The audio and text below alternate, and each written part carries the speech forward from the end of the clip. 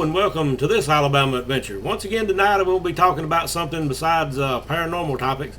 I'm going to tell you a little story about a 1964 Chevrolet Impala, the carburetor that was on it, and the doctor that purchased the car. So I hope you'll enjoy this Alabama adventure.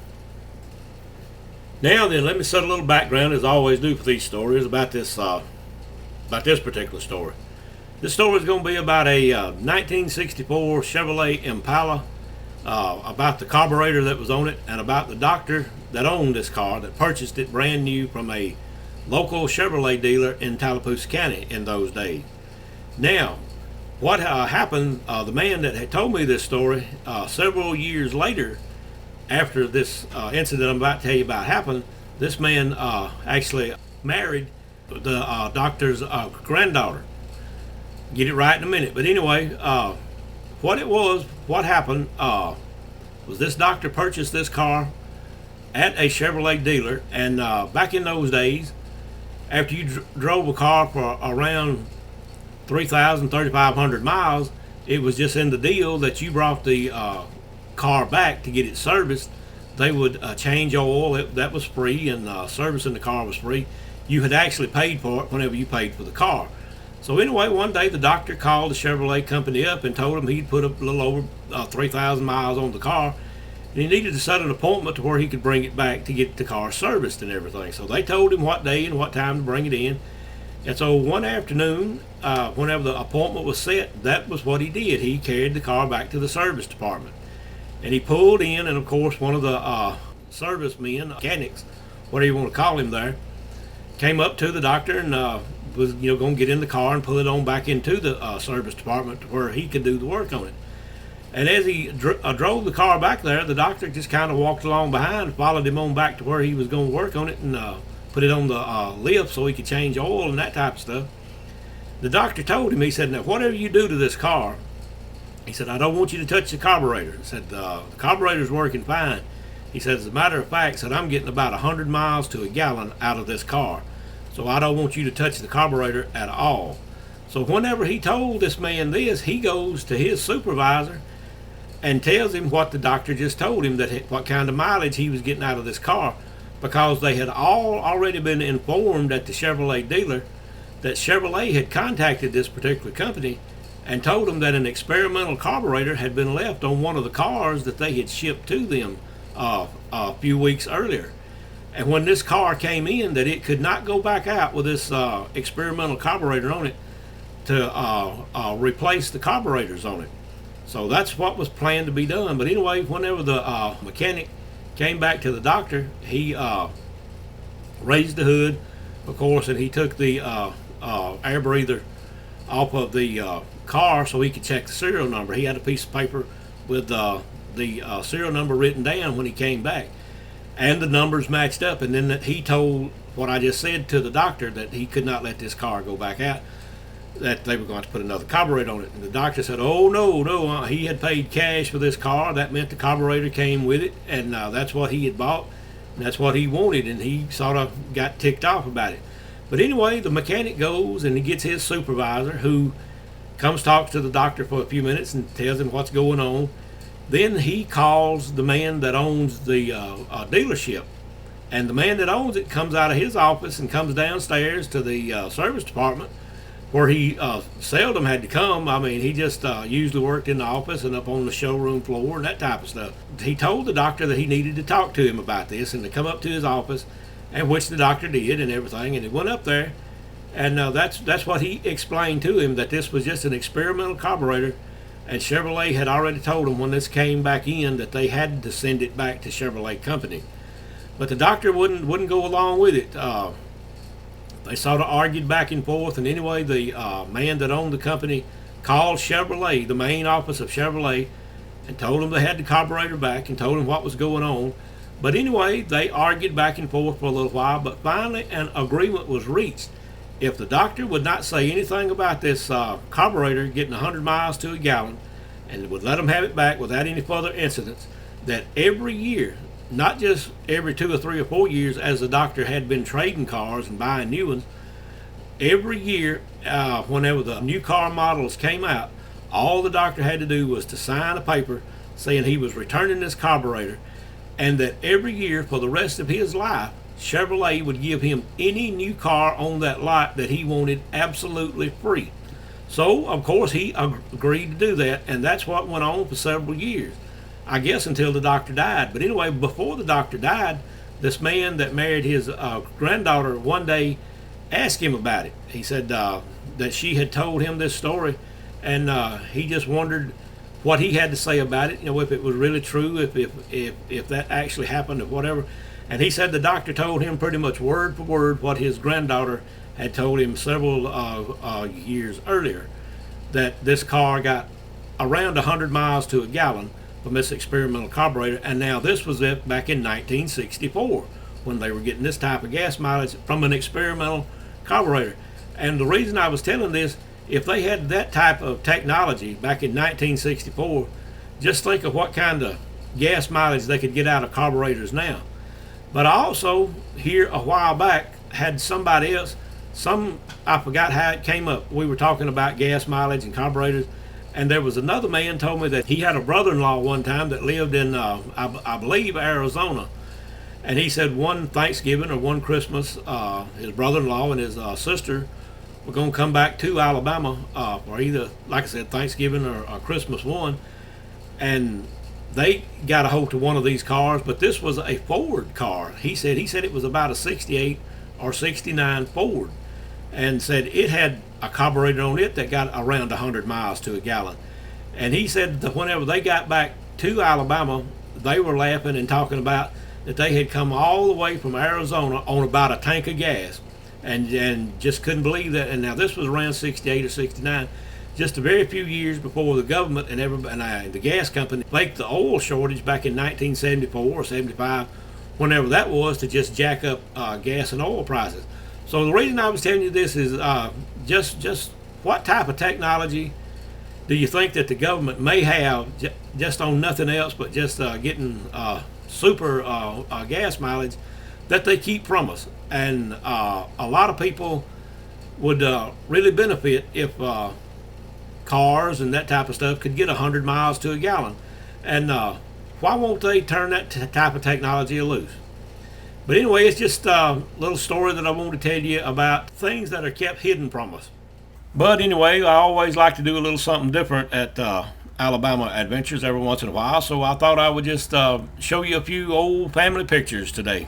So anyway, as we bring this video to a close, I thought I would run back to the dresser back there and look for some old pictures right quick of some old cars that we used to have. So anyway, that's what I'm going to tell you about real quick, is some of these pictures, and I'll show them to you.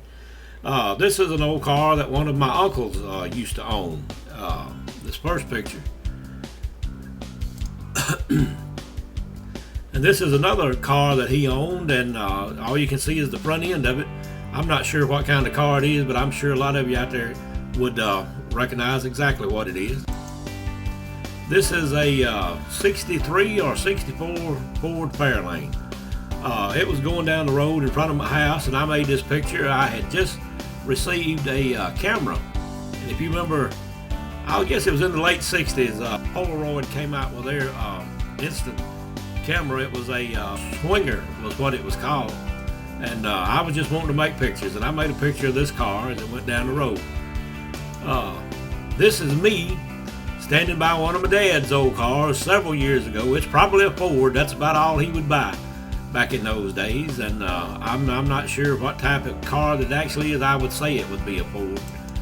And this was around, I don't know, maybe 1960 or so, somewhere along in there. I know this was an old Ford Fairlane that we had. I say old, it wasn't old at the time, it was almost new. And I can still remember the day that that this car got wrecked, totaled out. Somebody hit it in the rear end. But anyway, it had came a big snow that night, and of course I had to get out and check it out and build a snowman or two somewhere. And this picture was made in Roanoke, Alabama.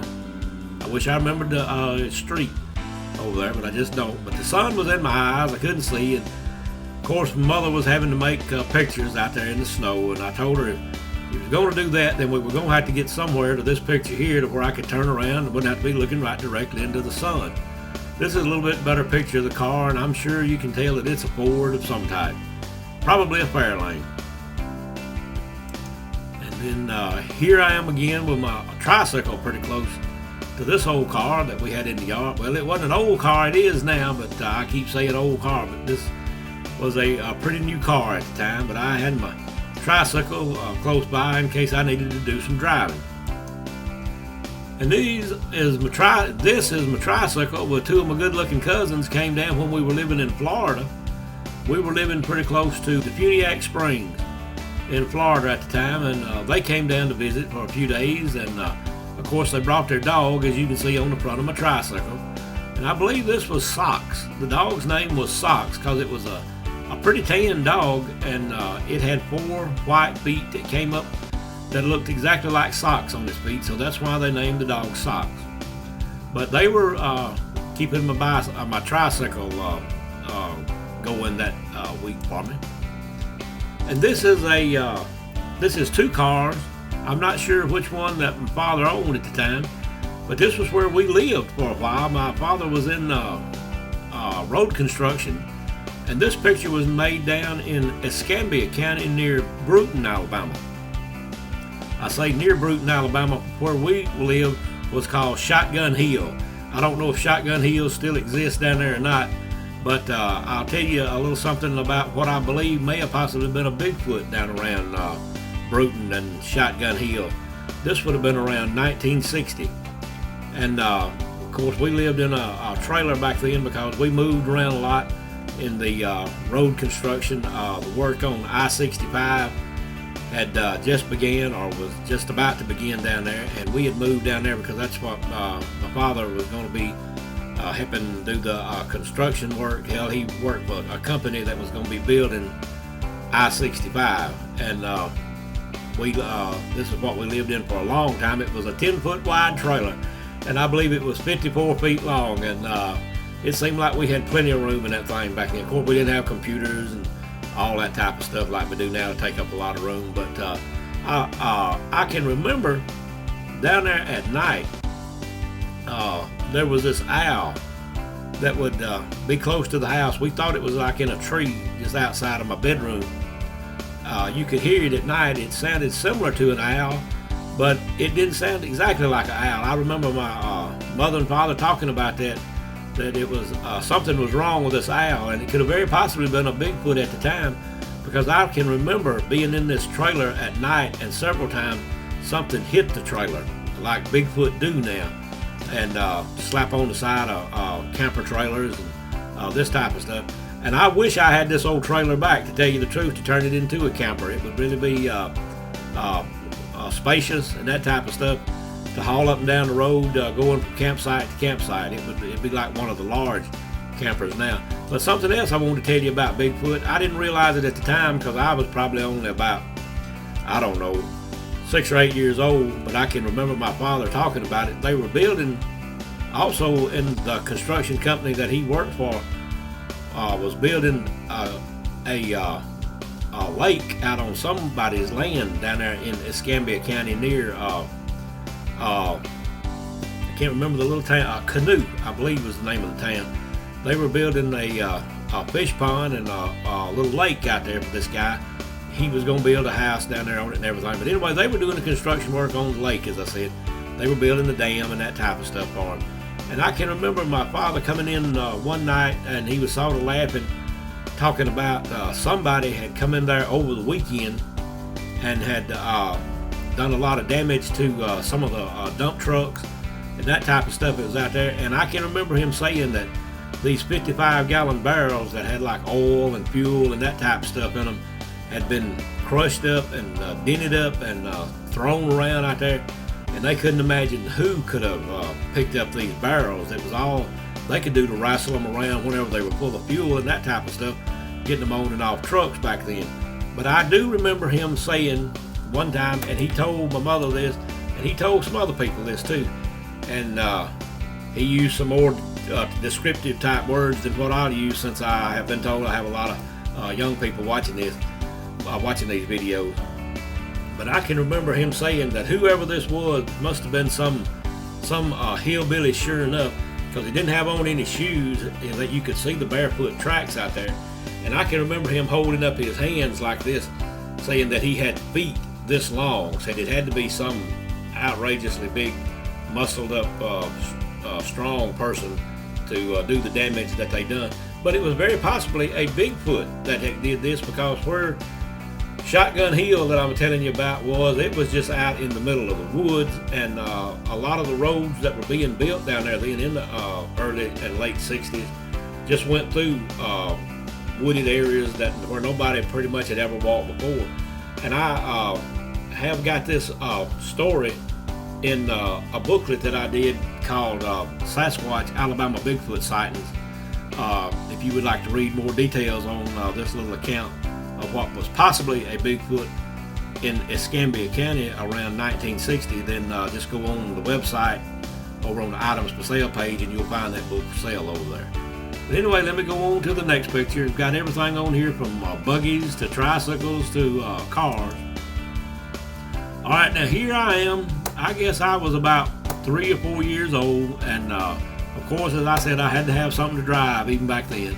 And I may have jumped on my tractor, taking off down through the woods searching for Bigfoot back then. You can't ever tell. But this is a 1967 Ford Fairlane and a 1967 F100 Ford truck. It was not a 150 back then. There were F100s back in those days, back in 67.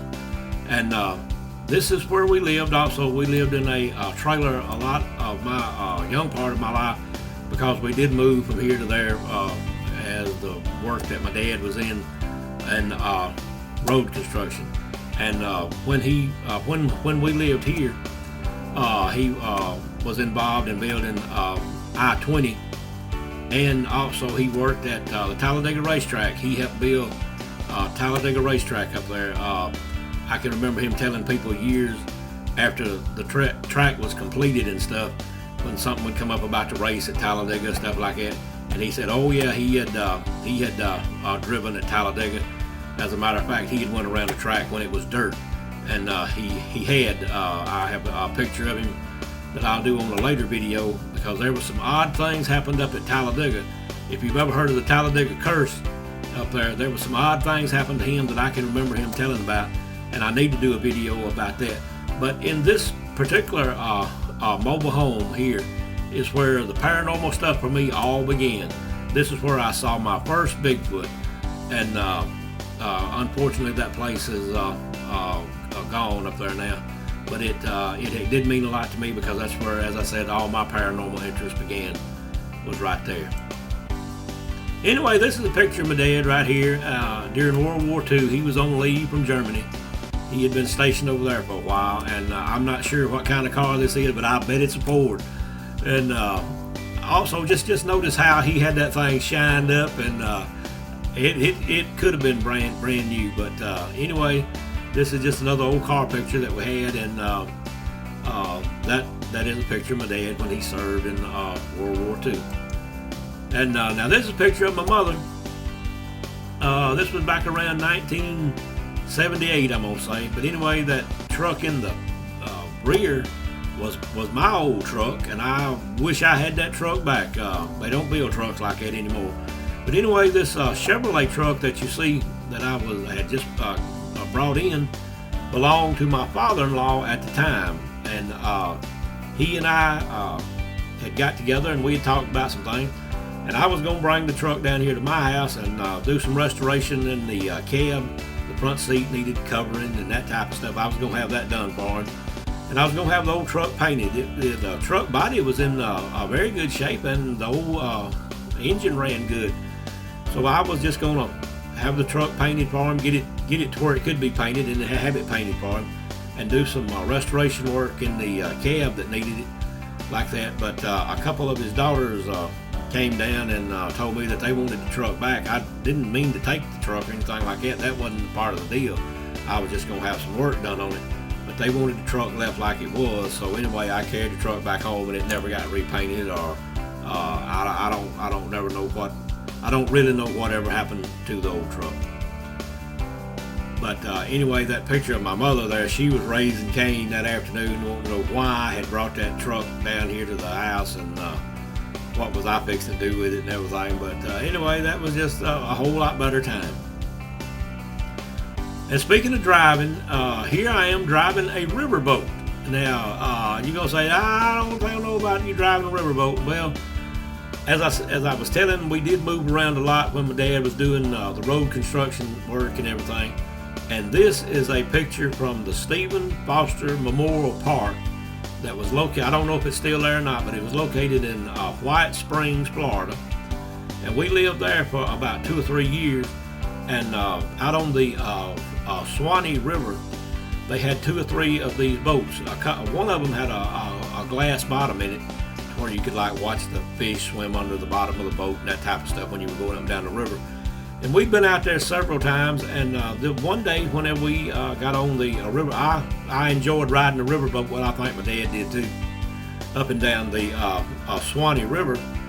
And we got on it one day, and as we were going down the river, the captain asked me if I would like to drive it. And there were several people on the riverboat, and one of the ladies on there got this picture for me. And after she got her pictures developed and everything, she sent me a copy of this picture, which I'm very proud to have. I have managed to do a lot in my lifetime, and driving a riverboat was one of them. And it was a thrilling experience for a little boy down there that day. And now this, speaking of driving, this is an old buggy, and you can't see the horse that was hitched to this buggy, but this is a picture of another uncle that I had, and this picture I believe was made in the late 1920s, and I forgot where he said he was at. I believe he was at a fair or a circus or something like that. He had driven over there in the buggy, and these were some of his relatives. I'm not sure if it's a little boy and a little girl or what, but anyway, these 2 children were some of his relatives, and he was talking to them and that type of stuff. But anyway, that's just something that I wanted to show you, some old pictures that I ran across today about older vehicles and buggies and tractors and tricycles and dogs. But anyway, I hope you've enjoyed this Alabama adventure. Anyway, as I always do, I'd like to say hello to my granddaughter Madison. I would like to tell you that the Alabama Bigfoot Society is run completely out of pocket, and if you can, and if you're in a position to where you could and would like to make a donation, just go on our website, alabamabigfootsociety.com, and I'll try to leave a link below to where you can click over there to it, and you can make a donation there. And all type of donations will be very much appreciated. It will very much be put to use.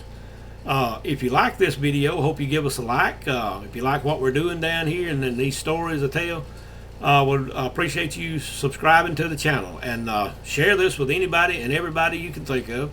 Would also like to say something else. I can't never remember what all I have to say. But anyway, I guess I'll be looking for you next time on the next Alabama adventure.